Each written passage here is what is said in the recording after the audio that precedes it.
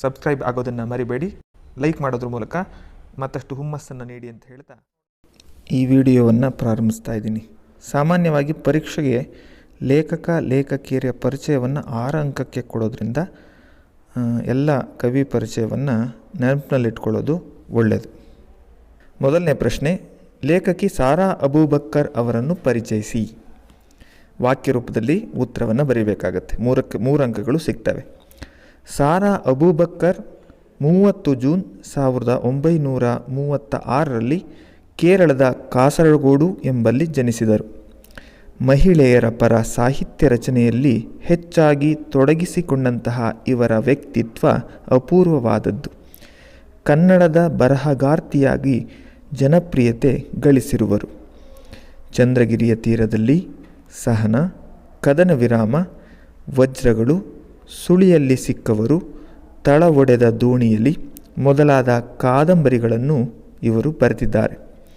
ಇವುಗಳ ಜೊತೆಗೆ ಚಪ್ಪಲಿಗಳು, ಖೆಡ್ಡ, ಅರ್ಧರಾತ್ರಿಯಲ್ಲಿ ಹುಟ್ಟಿದ ಕೂಸು, ಪಯಣ, ಕಮರಿದ ಕನಸು, ಮಗಳು ಹುಟ್ಟಿದಳು, ತೇಲಾಡುವ ಹೂಗಳು ಮೊದಲಾದ ಕಥಾಸಂಕಲನಗಳನ್ನು ಬರೆದಿದ್ದು, ಐಷಾರಾಮದಲ್ಲಿ ಎನ್ನುವ ಪ್ರವಾಸ ಕಥನವನ್ನು ಇವರು ರಚಿಸಿದ್ದಾರೆ. ಇವರಿಗೆ ಕನ್ನಡ ಸಾಹಿತ್ಯ ಪರಿಷತ್ ನೃಪತುಂಗ ಪ್ರಶಸ್ತಿಯನ್ನು ನೀಡಿ ಗೌರವಿಸಿದೆ. ಮೊದಲನೇ ಪ್ರಶ್ನೆ, ರಾಹಿಲನು ಯಾರು ಅಂತಿದೆ. ನಿಮಗೆಲ್ಲ ಗೊತ್ತೇ ಇದೆ.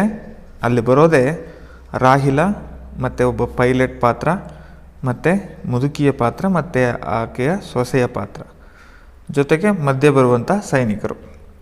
ಹಾಗಾಗಿ ರಾಹಿಲ ಯಾರು ಅಂದರೆ, ರಾಹಿಲ ಸೈನ್ಯದಲ್ಲಿದ್ದಂತಹ ಒಬ್ಬ ಡಾಕ್ಟರ್ ಅಂತ ಬರೀಬೇಕು. ಸೈನ್ಯದಲ್ಲಿ ಆತ ಡಾಕ್ಟರ್ ಆಗಿ ಸೇವೆಯನ್ನು ಸಲ್ಲಿಸ್ತಾ ಇರ್ತಾನೆ. ಎರಡನೇ ಪ್ರಶ್ನೆ, ರಾಹಿಲನು ತುರ್ತು ಪರಿಸ್ಥಿತಿ ನಿರ್ವಹಣೆಗೆ ಭದ್ರವಾಗಿ ಹಿಡಿದುಕೊಂಡಿದ್ದೇನು. ರಾಹಿಲನು ತುರ್ತು ಪರಿಸ್ಥಿತಿಗೆ ಬೇಕಾದ ಶಸ್ತ್ರಚಿಕಿತ್ಸಾ ಸಾಮಾನುಗಳ ಪೆಟ್ಟಿಗೆಯನ್ನು ಭದ್ರವಾಗಿ ಹಿಡಿದುಕೊಂಡನು. ತುರ್ತು ಪರಿಸ್ಥಿತಿ ಅಂತಂದರೆ ಯುದ್ಧದಲ್ಲಿ ಗಾಯಾಳುಗಳಾದಾಗ ಏಕಾಏಕಿ ಅವರಿಗೆ ಚಿಕಿತ್ಸೆ ಅವಶ್ಯಕತೆ ಇರುತ್ತೆ. ಅದಕ್ಕೆ ಕೆಲವು ಪರಿಕರಗಳನ್ನು ವೈದ್ಯರಾದಂಥವರು ಇಟ್ಕೊಂಡಿರ್ತಾರೆ. ಅಂದರೆ ತುರ್ತು ಚಿಕಿತ್ಸಾ ಪೆಟ್ಟಿಗೆ, ಶಸ್ತ್ರಚಿಕಿತ್ಸಾ ಪೆಟ್ಟಿಗೆ, ಅಲ್ಲೇ ಬೇಗ ಕಾರ್ಯಾಚರಣೆ ನಡೆಸಿ ಅವರಿಗೆ ಚಿಕಿತ್ಸೆ ಕೊಟ್ಟು ಪ್ರಾಣಾಪಾಯದಿಂದ ಪಾರು ಮಾಡ್ತಕ್ಕಂಥ ವೈದ್ಯರು ಇಟ್ಕೊಳ್ತಕ್ಕಂಥ ಒಂದು ಪೆಟ್ಟಿಗೆ ಅದು. ಮೂರನೇ ಪ್ರಶ್ನೆ, ಗಡಿ ಪ್ರದೇಶದಲ್ಲಿ ಬ್ಲಾಕ್ಔಟ್ ನಿಯಮವನ್ನು ಏತಕ್ಕಾಗಿ ಪಾಲಿಸಲಾಗುತ್ತದೆ. ಗಡಿ ಭಾಗದ ಪ್ರದೇಶಗಳಲ್ಲಿ ವೈರಿಗಳ ವಿಮಾನಗಳು ಹಾರಾಡ್ತಾ ಇರ್ತವೆ ಮಕ್ಕಳೇ. ಹಾಗಾಗಿ ಗಡಿ ಪ್ರದೇಶದಲ್ಲಿ ಆ ವೈರಿಗಳ ವಿಮಾನ ದಾಳಿಯಿಂದ ರಕ್ಷಿಸಿಕೊಳ್ಳಲು ದೀಪಗಳನ್ನು, ಬೆಳಕನ್ನು ಆರಿಸಿ ಕತ್ತಲೆಯಲ್ಲಿದ್ದು ಅಲ್ಲಿ ಹಳ್ಳಿ ಇದೆ ಅಥವಾ ಗ್ರಾಮ ಇದೆ ಅಂತ ಗೊತ್ತಾಗದಂತೆ ಅವರು ಜೀವನವನ್ನು ನಿರ್ವಹಿಸಬೇಕಾಗತ್ತೆ. ಅದಕ್ಕೆ ಬ್ಲಾಕ್ಔಟ್ ನಿಯಮ ಅಂತ ಕರೀತಾರೆ. ಅಂತಹ ಬ್ಲಾಕ್ಔಟ್ ನಿಯಮವನ್ನು ಪಾಲಿಸಲಾಗುತ್ತಿದೆ. ನಾಲ್ಕನೇ ಪ್ರಶ್ನೆ, ರಾಹಿಲನು ಮುದುಕಿಯ ಎದುರಿಗೆ ನುಡಿದ ಗಂಭೀರವಾದ ಮಾತು ಯಾವುದು. ಗಂಭೀರವಾದ ಮಾತು ಅಂದರೆ ನಾವು ಆಲೋಚನೆ ಮಾಡ್ತಕ್ಕಂಥ ಮಾತು ಅಂತ. ಏನಂತ ನುಡಿತಾನೆ ರಾಹಿಲನು, ನಾನು ಯುದ್ಧ ಮಾಡುವ ಮೂರ್ಖರ ಕಡೆಯವನಲ್ಲ, ಸಂಕಷ್ಟಕ್ಕೀಡಾದ ಮನುಷ್ಯರ ಕಡೆಯವನು ಎಂದು ಗಂಭೀರವಾಗಿ ನುಡಿದನು. ಹೌದಲ್ವಾ? ಅವನು ಹೇಳಿರುವಂಥ ಮಾತಿನಲ್ಲೂ ಸತ್ಯ ಇದೆ. ಅವನು ಯುದ್ಧ ಮಾಡೋನಲ್ಲ, ಯುದ್ಧದಿಂದ ಯಾರು ಗಾಯಾಳುಗಳಾಗ್ತಾರೋ, ತೊಂದರೆ ಆಗುತ್ತೋ ಅಂಥವರಿಗೆ ಚಿಕಿತ್ಸೆ ನೀಡ್ತಕ್ಕಂಥ ವೈದ್ಯ. ಹಾಗಾಗಿ ಆತ ಆಡಿದಂತಹ ಮಾತಿನಲ್ಲಿ ಗಾಢವಾದಂಥ ಅರ್ಥ ಇದೆ ಮಕ್ಕಳೇ. ಮತ್ತು ಐದನೇ ಪ್ರಶ್ನೆ, ಯುದ್ಧದ ಬಗೆಗೆ ಮುದುಕಿಯ ಅಭಿಪ್ರಾಯವೇನು ಅಂತಿದೆ. ಯುದ್ಧದಿಂದ ಯಾರಿಗೂ ಏನು ಒಳ್ಳೆಯದಾಗಲ್ಲ. ಹಲವರಿಗೆ ದೇಶದ ಪ್ರತಿಷ್ಠೆಗೆ ಅಷ್ಟೇ ಅದು ಉತ್ಸಾಹಕವಾಗ್ಬೋದು, ಪ್ರೋತ್ಸಾಹವನ್ನು ನೀಡಬಹುದು. ಆದರೆ ಸಾಮಾನ್ಯ ಜನರಿಗೆ ಯುದ್ಧದಿಂದ ಅನಾಹುತಗಳೇ ಹೆಚ್ಚಾಗ್ತವೆ. ಹಾಗಾಗಿ ಆ ಮುದುಕಿ ಹೇಳ್ತಾಳೆ ಏನಂತ, ಎಲ್ಲರಿಗೂ ದೇಹಕ್ಕೂ ಮನಸ್ಸಿಗೂ ಗಾಯ ಮಾಡುವುದೇ ಯುದ್ಧದ ಪರಿತಾನೆ ಅಂತ ನೋಡ್ತಾಳೆ ಎಂಬುದು ಯುದ್ಧದ ಬಗೆಗೆ ಮುದುಕಿಯ ಅಭಿಪ್ರಾಯವಾಗಿದೆ. ಮಕ್ಕಳೇ, ವಾಕ್ಯ ಪರಿಪೂರ್ಣವಾಗಿರಬೇಕು. ಏಕೆಂದರೆ 1 ಅಂಕದ ಪ್ರಶ್ನೆಗಳು 1 ವಾಕ್ಯದಲ್ಲೇ ಉತ್ತರ ಇರೋ ಕಾರಣ ನಿಮ್ಮ ವಾಕ್ಯಗಳು ಸರಿಯಾದ ಕ್ರಮದಲ್ಲಿದ್ದರೆ ಅಂಕಗಳು ಸುಲಭವಾಗಿ ಸಿಗ್ತವೆ. ಇಷ್ಟು 1 ಅಂಕಕ್ಕೆ ಸಂಬಂಧಿಸಿದಂತಹ ಪ್ರಶ್ನೆಗಳು ಮಕ್ಕಳೇ. ಇನ್ನು 2 ಅಂಕದ ಪ್ರಶ್ನೆಗಳನ್ನು ನೋಡೋದಾದರೆ, ಡಾಕ್ಟರ್ಗೆ ವಿಮಾನದ ಪೈಲಟ್ ಏನು ಹೇಳಿದನು? ಪಾಠದ ಪ್ರಾರಂಭದಲ್ಲಿ ಬರುತ್ತೆ. ಡಾಕ್ಟರ್, ರೇಡಿಯೋ ಸಮನಾಗಿ ಕಾರ್ಯನಿರ್ವಹಿಸುತ್ತಿಲ್ಲ. ಗ್ರೌಂಡಿನೊಡನೆ ಸಂಪರ್ಕ ಬೆಳೆಸಲು ಸಾಧ್ಯವಾಗುತ್ತಿಲ್ಲ. ಎಲ್ಲಾದರೂ ಹೇಗಾದರೂ ಇಳಿಯೋಣವೆಂದರೆ ಈ ಕತ್ತಲೆಯಲ್ಲಿ ಏನೂ ಕಾಣಿಸ್ತಾ ಇಲ್ಲವಲ್ಲ ಎಂದು ವಿಮಾನದ ಪೈಲಟ್ ನುಡಿದನು. ಇದು ಪ್ರಾರಂಭದಲ್ಲಿ, ಗದ್ಯದ ಪ್ರಾರಂಭದಲ್ಲಿ ಬರುತ್ತೆ. ತದನಂತರನೇ ವಿಮಾನ ಸ್ಫೋಟ ಆಗುತ್ತೆ ಮಕ್ಕಳೇ. 2ನೇ ಪ್ರಶ್ನೆ, ಮಹಿಳೆಯ ಆರ್ತನಾದ ಕೇಳಿ ರಾಹಿಲನ ಮನದಲ್ಲಿ ಮೂಡಿದ ಪ್ರಶ್ನೆಗಳಾವು? ಅವನು ನೀರಿನಲ್ಲಿ ಬೀಳ್ತಾನೆ, ಬಿದ್ದು ಮೇಲೆ ಬರ್ತಾನೆ, ಮಿಂಚುತ್ತೆ, ತೀರ ಕಾಣುತ್ತೆ, ತೀರಕ್ಕೆ ಬರ್ತಾನೆ, ಒಂಟಿ ಮನೆ ಕಾಣುತ್ತೆ. ಒಂಟಿ ಮನೆ ಹತ್ರ ಹೋಗ್ತಾ ಇರಬೇಕಾದ್ರೆ ಅಲ್ಲಿ ಒಬ್ಬ ಮಹಿಳೆ ನೋವಿನಿಂದ, ಸಂಕಟದಿಂದ ಕೂಗ್ಕೊಳ್ತಾ ಇರೋದು ಕೇಳುತ್ತೆ. ಆವಾಗ ಅವನ ಮನಸ್ಸಿನಲ್ಲಿ ಏನು ಪ್ರಶ್ನೆಗಳು ಮೂಡಿದ್ವು? ಮಹಿಳೆಯ ಆರ್ತನಾದ ಕೇಳಿ ರಾಹಿಲನ ಮನದಲ್ಲಿ ಆ ಮಹಿಳೆ ಯಾವ ರೀತಿಯ ಅಪಾಯದಲ್ಲಿ ಸಿಲುಕಿದ್ದಾಳೆ? ಆ ಮನೆಯೊಳಗೆ ಏನು ಸಂಭವಿಸುತ್ತಿದೆ? ತಾನೀಗ ಈ ಕದವನ್ನು ತಟ್ಟಿದರೆ ಪರಿಣಾಮವೇನಾಗಬಹುದು? ಆ ಮನೆಯಿಂದ ಒಂದೇ ಒಂದು ಬೆಳಕಿನ ಕಿರಣವೂ ಹೊರಗಡೆ ಹಾಯುತ್ತಿರಲಿಲ್ಲ. ಗಡಿ ಪ್ರದೇಶದಲ್ಲಿ ವಿಮಾನ ದಾಳಿಯಿಂದ ರಕ್ಷಿಸಿಕೊಳ್ಳಲು ಬ್ಲಾಕ್ಔಟ್ ನಿಯಮ ಪಾಲಿಸಲಾಗುತ್ತಿದೆ. ಇನ್ನು ಸಮಯದಲ್ಲಿ ಆ ಮನೆಯೊಳಗೆ ಯಾವ ರೀತಿಯ ಕ್ರೌರ್ಯ ನಡೆಯುತ್ತಿದೆ ಎನ್ನುವಂತಹ ಪ್ರಶ್ನೆಗಳು ರಾಹಿಲನ ಮನದಲ್ಲಿ ಮೂಡ್ತವೆ. ತದನಂತರ ಮುದುಕಿಯ ಶಬ್ದ ಕೇಳಿ ಒಂದು ರೀತಿ ಏನೋ ಸಮಾಧಾನ, ಇಲ್ಲೇನೋ ಅನಾಹುತ ಆಗ್ತಿಲ್ಲ ಅನ್ನೋ ಸಮಾಧಾನ ಅವನಿಗಾಗತ್ತೆ. 3ನೇ ಪ್ರಶ್ನೆ, ಮುದುಕಿಯು ರಾಹಿಲನ ಬಳಿ ಯುದ್ಧದ ಬಗ್ಗೆ ತಿರಸ್ಕಾರದಿಂದ ನುಡಿದ ಮಾತುಗಳೇನು? 2 ಭಾಗಗಳಲ್ಲಿ ಬರುತ್ತೆ ಇದು. ನೋಡಪ್ಪ, ಇದು ಕೊನೆಗೆ ಬರುತ್ತೆ. ಅವರು ಉಭಯ ಕುಶಲೋಪಚಾರವನ್ನು ಮಾತನಾಡ್ತಾ ಇರ್ಬೇಕಾದ್ರೆ, ಯೋಗಕ್ಷೇಮವನ್ನು ವಿಚಾರಿಸ್ಬೇಕಾದ್ರೆ, ಸೈನಿಕರೆಲ್ಲ ಬಂದು ಹೋಗಿರ್ತಾರೆ, ಹುಡುಕೋಗಿರ್ತಾರೆ, ರಾಹಿಲ ಸಿಕ್ಕಿರಲ್ಲ, ಹೇಗೋ ರಕ್ಷಿಸ್ತಾಳೆ ಮುದುಕಿ. ಆಗ ರಾಹಿಲ ಕೇಳಿದಾಗ ಮುದುಕಿ ಈ ರೀತಿ ಹೇಳ್ತಾಳೆ, ಏನಂತ? ನೋಡಪ್ಪ, ನಾನು ಈ ಊರಿಗೆ ಬಂದು 50 ವರ್ಷಗಳಾದರೂ ಆಗಿರಬಹುದು. ಮದುವೆಯಾಗಿ ನವವಧುವಾಗಿ ಈ ಊರನ್ನು ಪ್ರವೇಶಿಸಿದೆ. ಕೆಲವು ಕಾಲ ನೆಮ್ಮದಿಯಿಂದಲೇ ಇದ್ದೆವು. ಜಮೀನು ಆಸ್ತಿ ನಮಗೆ ಸಾಕಾಗುವಷ್ಟಿತ್ತು, ಈಗಲೂ ಇದೆಯನ್ನು. ಆದರೆ ನೆಮ್ಮದಿಯಿಂದ ಬದುಕಲು ಈ ಜನ ಬಿಡಬೇಕಲ್ಲ, ಯುದ್ಧವಂತೆ ಯುದ್ಧ ಎಂದು ಮುದುಕಿಯು ತಿರಸ್ಕಾರದಿಂದ ನುಡಿದಳು. ನಿರ್ಜೀವವಾಗಿರುವ ಮಗುವನ್ನು ನೋಡಿ ಮುದುಕಿ ನಿರಾಶೆಯಿಂದ ಹೇಳಿದ್ದೇನು? ಆ ಮಗು ನಿರ್ಜೀವವಾಗಿದೆ ಅಂದರೆ ಸತ್ತು ಹುಟ್ಟಿದೆ ಅನ್ನೋ ವಿಷಯ ತಿಳಿದಾಗ ಬಹಳಷ್ಟು ನಿರೀಕ್ಷೆ ಇಟ್ಕೊಂಡದ್ದಂತಹ ಮುದುಕಿಗೆ, ಅಯ್ಯೋ ನನ್ನ ಮಗನಿಗೆ ಎಂಥ ಆಘಾತ ಆಯಿತು, ಎಷ್ಟು ವರ್ಷದಿಂದ ಹಂಬಲಿಸಿದ್ವಿ, ಕೊನೆಗೂ ಉಳಿಲಿಲ್ವಲ್ಲ ಅಂತ ಯೋಚಿಸ್ತಾ ಗೋಗರಿತ ಈ ಮಾತನ್ನು ಹೇಳ್ತಾಳೆ.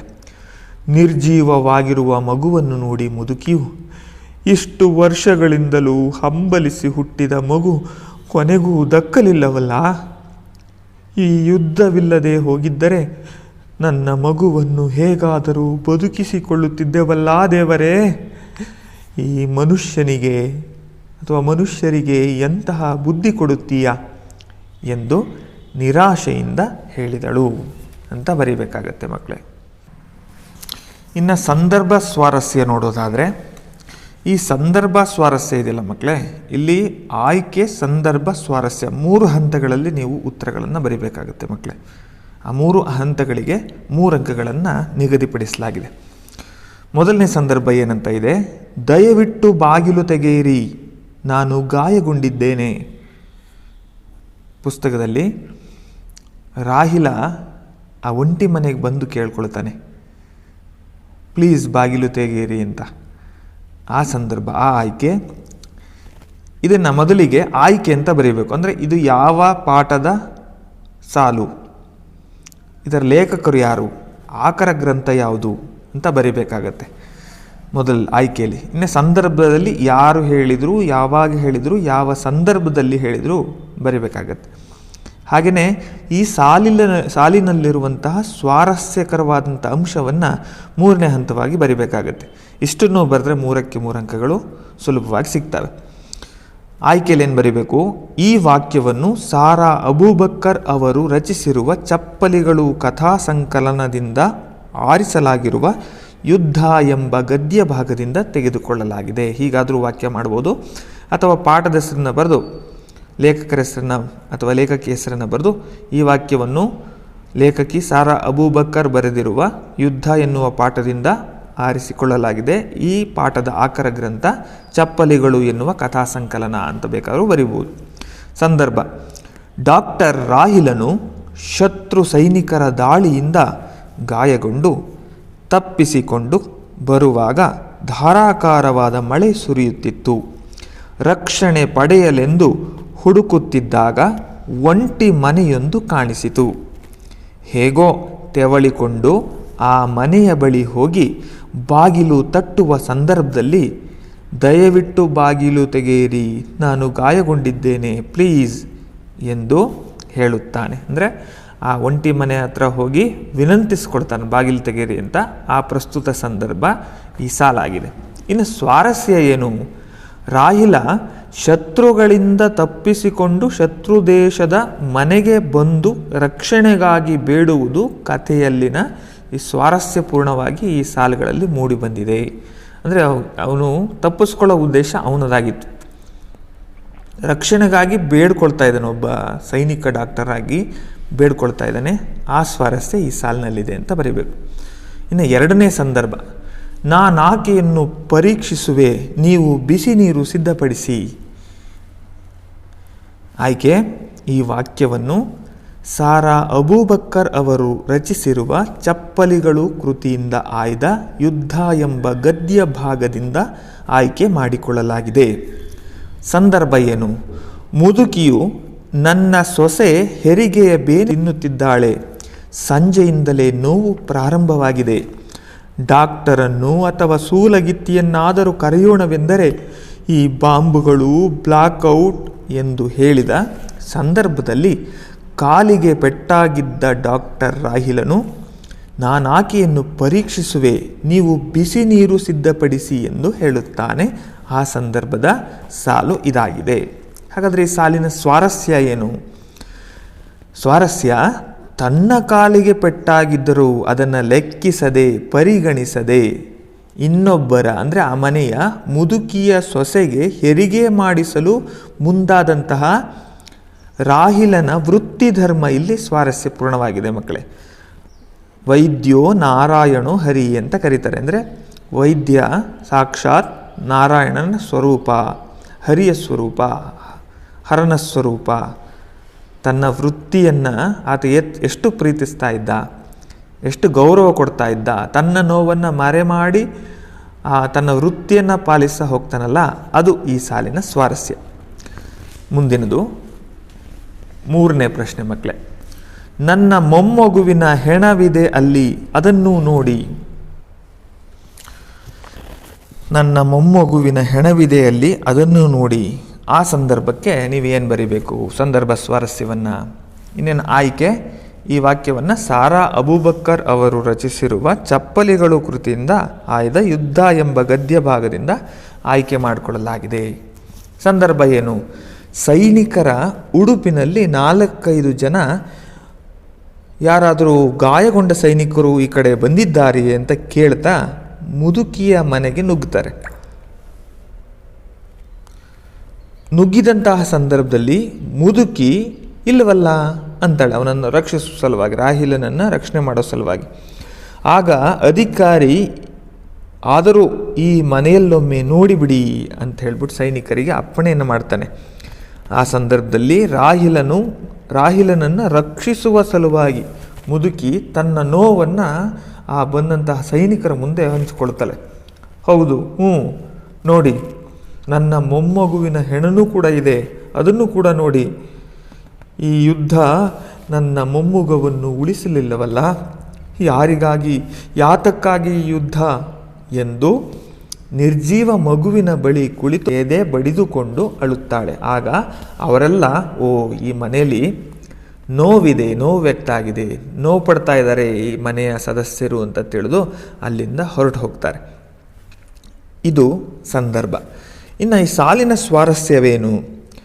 ಶತ್ರು ದೇಶದವನಾದರೂ ಸಹಿ ತನ್ನ ಗಾಯವನ್ನು ಸಹಿಸಿಕೊಂಡು ಸೊಸೆಯ ಪ್ರಾಣವನ್ನು ಉಳಿಸಿದ ರಾಹಿಲನನ್ನು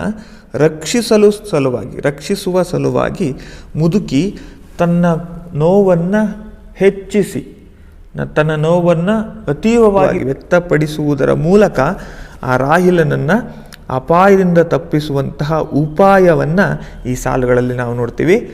ಅದರ ಜೊತೆಗೆ ಈ ಸಾಲಿನಲ್ಲಿ ಮುದುಕಿಯ ಮಾನವೀಯ ಗುಣ ಕೂಡ ಇದೆ. ಮುಂದಿನ ಪ್ರಶ್ನೆ ಸಂದರ್ಭದ್ದು, ಯುದ್ಧಕ್ಕೆ ಹೋದ ನನ್ನ ಮಗನ ಕಣ್ಣುಗಳಂತೆಯೇ ಇವೆಯಲ್ಲ.